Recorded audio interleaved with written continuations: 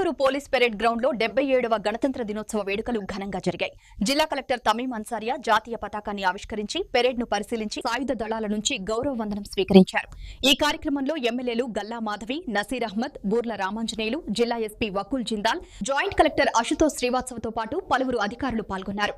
వివిధ పాఠశాలల విద్యార్థులు ప్రదర్శించిన సాంస్కృతిక కార్యక్రమాలు ప్రేక్షకులను ఆకట్టుకున్నాయి. ఈ సందర్భంగా కలెక్టర్ మాట్లాడుతూ 1950 జనవరి 26న భారత రాజ్యాంగం అమలులోకి వచ్చినందుకే ఈ రోజును గణతంత్ర దినోత్సవంగా ఘనంగా జరుపుకుంటున్నామని తెలిపారు.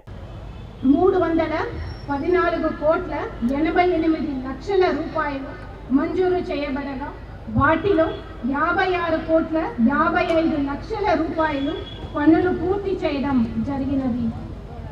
గుంటూరు నగరపాలిక సంస్థ ద్వారా మంచినీటి సరఫరా మెరుగుపరిచేందుకు బీఆర్ స్టేడియం వద్ద 460 కోట్లతో 1590 కిలోలీటర్ సామర్థ్యంతో, ఉద్యోగ నగర్ వద్ద 450 కోట్లతో 1590 కిలోలీటర్ సామర్థ్యంతో మరియు ఏపీ అగ్రహారం వద్ద 450 కోట్ల 1600 కిలోలీటర్ సామర్థ్యం గల ఈఎల్ఎస్ఆర్ల నిర్మాణం టెండర్ ప్రక్రియ పూర్తి చేసి పనులు ప్రారంభానికి సిద్ధంగా ఉన్నవి.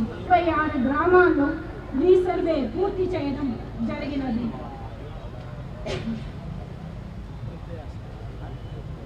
ప్రొహిబిషన్ అండ్ ఎక్సైజ్ శాఖ ద్వారా ఈ ఆర్థిక సంవత్సరంలో 1234 కోట్ల 73 లక్షల రూపాయలు ఆదాయం సమకూరినది.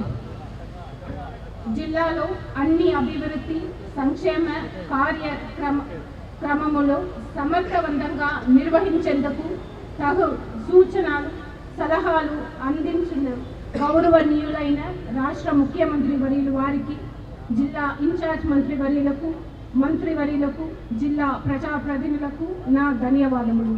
జిల్లాలో త్వరగా న్యాయ సేవలు అందిస్తున్నాం. జిల్లా న్యాయాధికారి వారికి మరియు న్యాయాధిపతులకు నా ధన్యవాదములు. జిల్లాలో శాంతి భద్రతలను కాపాడుతున్న జిల్లా police superintendent Shri Vakul Jindal IPS మరియు వారి సిబ్బందికి నా ప్రత్యేక అభినందనలు.